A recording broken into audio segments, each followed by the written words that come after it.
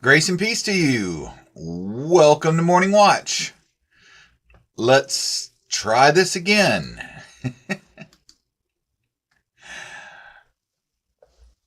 All right. Had a little false start there, but hopefully it's working now. Good morning, Robin. Good morning, Judy. Good morning to you whenever you're watching. This is where we gather for a song and a thought for the day. I'm Rob, one of the pastors here at White Plains. So glad you're with us whenever you're watching. Thanks for being here.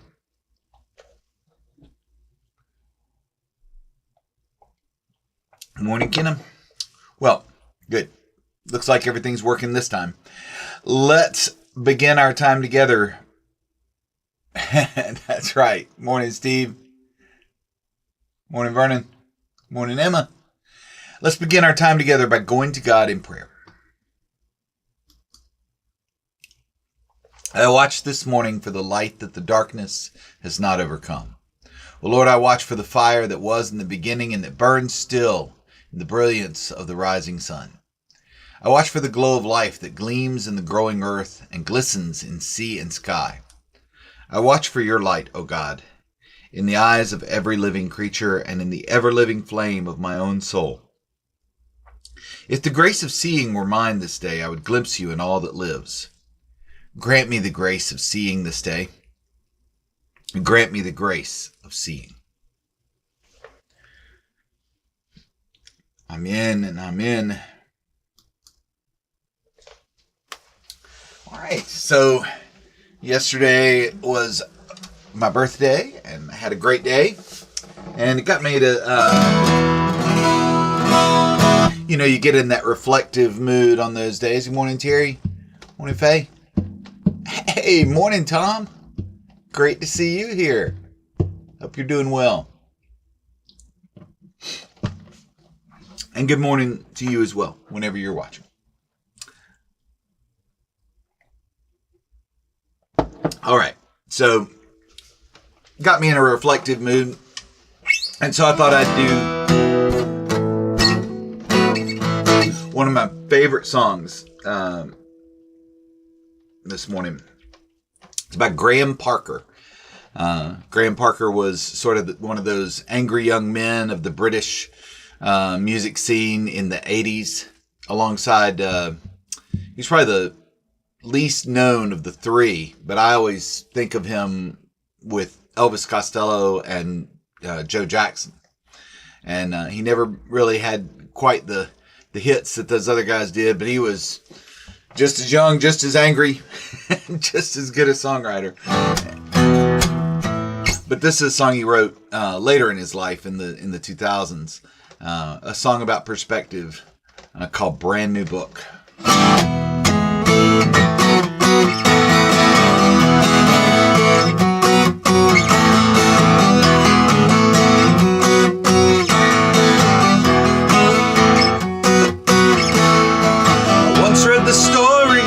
Somebody's life, I had a few moments to spare. He was a good man who lived with his wife, with the usual kids in his hair. There was happiness, a lot of weirdness, and a sprinkle of tragedy. I pulled it by chance from a second-hand bin, but it could have been written just for me, and then the words came out. Twist and shout, 'cause that's not what a grown man writes about. That chapter's over, let it go. I find that I've become the owner of a brand new book.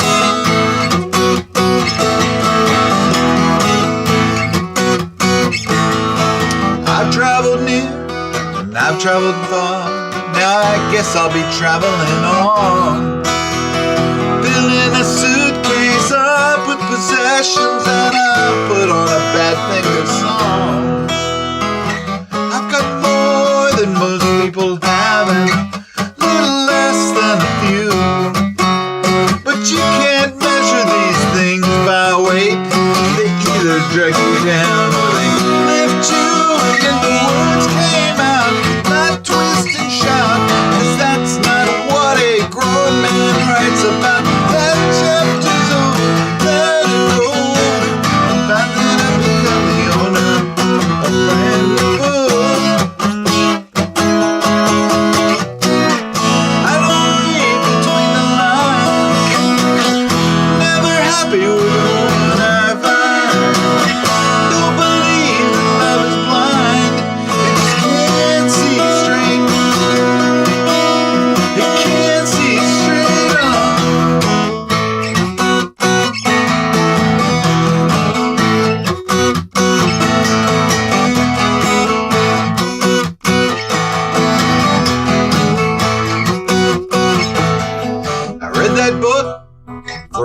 so.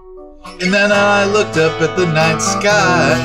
I saw the Big Dipper and then the Big Bopper, and I realized how much time had gone by. Every page had something to say, and one thing it struck me as true. The clock keeps on ticking, man, as if you're not there. It either drags you down or it lifts you. And then the words came out, not twist and shout, 'cause that's not what a grown man writes about. That chapter's over, let it go. I found that I become the author. I just became the author. I just became the author of a brand new book. A brand new book.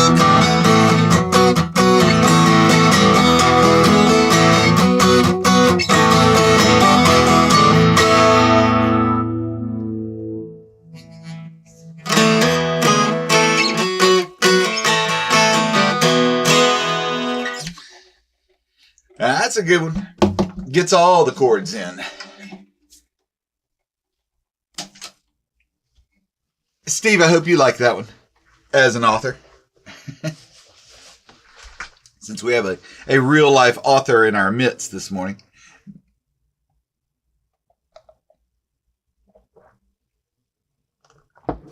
Yeah, brand new book.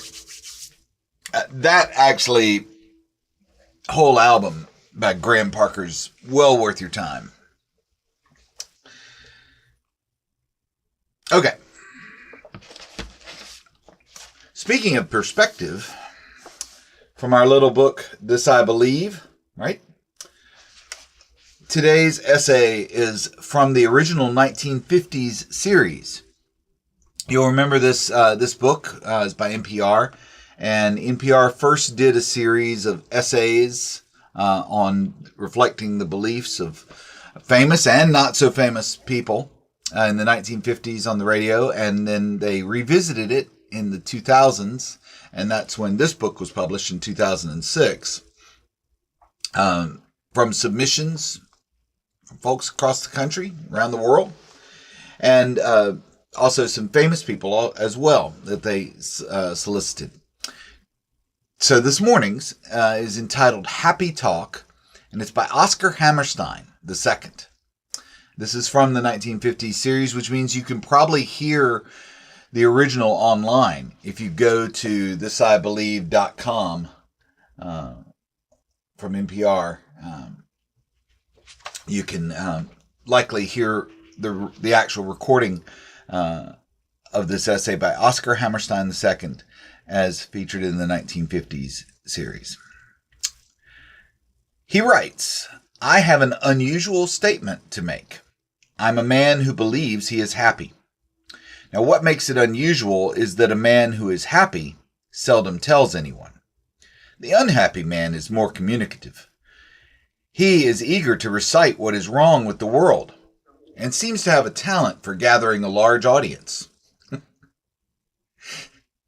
Written in the 50s, folks. It is a modern tragedy that despair has so many spokesmen and hope so few. Could we not say that today? It is a modern tragedy that despair has so many spokespersons and hope so few. I believe, therefore, that it is important for someone to announce that he is happy, even though such an announcement is less dramatic and less entertaining than the cries of his pessimistic opposite. Why do I believe I am happy?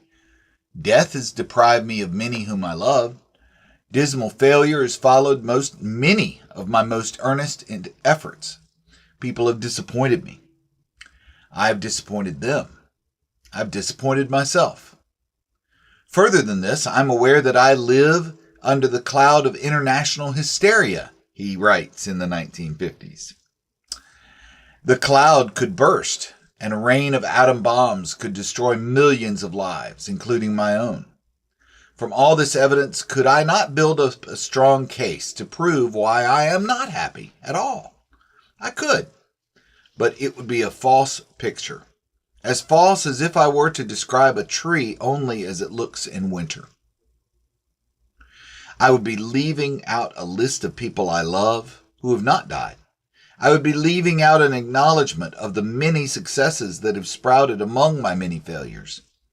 I would be leaving out the blessing of good health, the joy of walking in the sunshine. I would be leaving out my faith that the goodness in humanity will triumph eventually over the evil that causes war. All these things are as much a part of my world as the darker worries that shade them. The conflict of good and bad merges in thick entanglement. You cannot isolate virtue and beauty and success and laughter and keep them from all contact with wickedness and ugliness and failure and weeping. The man who strives for such isolated joy is riding for a fall. He will wind up in isolated gloom.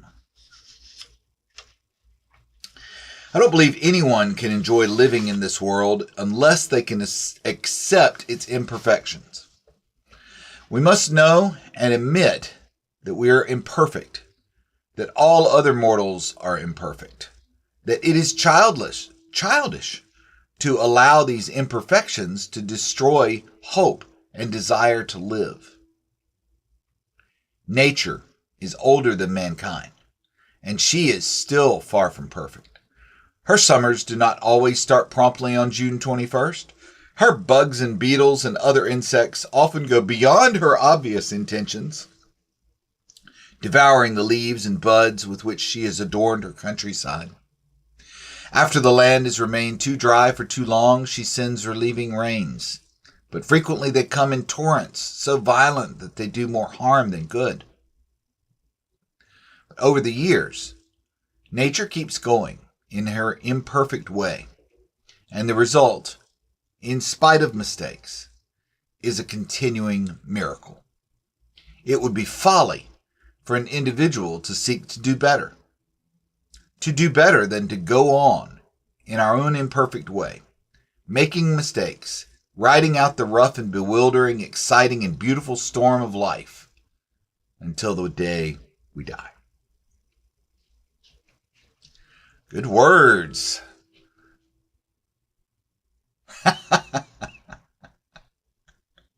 Sorry, I just read Steve's comment. Yeah, give yourself more credit, buddy. I've got some of your books right here on my shelf. The book of Uncommon Prayer for Youth got me through youth ministry for many years. All right, just to mention one. Oscar Hammerstein wrote the book and lyrics for many operettas and musical comedies. He wrote Showboat with composer Jerome Kern. Later with composer Richard Rodgers. Of course, Rodgers and Hammerstein, right? Hammerstein wrote some of his greatest musicals, including Oklahoma, South Pacific, The King and I, and The Sound of Music. Is now a good time to drop in that I saw The King and I on stage as a child in New York with Yul Brynner. That was something. Shall we dance? I still remember him going around. All right. Yeah. How could Oscar Hammerstein think he's a failure? It's human nature, right? And yet, despite our failures, we choose to be happy. That, my friends, is perspectives. And I hope you will take them to heart today. May you find peace and purpose in this day and every day. I greatly appreciate you being a part of what we're doing here on Morning Watch. It's been a miracle in itself over the last 6 years. And I look forward to seeing you again tomorrow for another Morning Watch.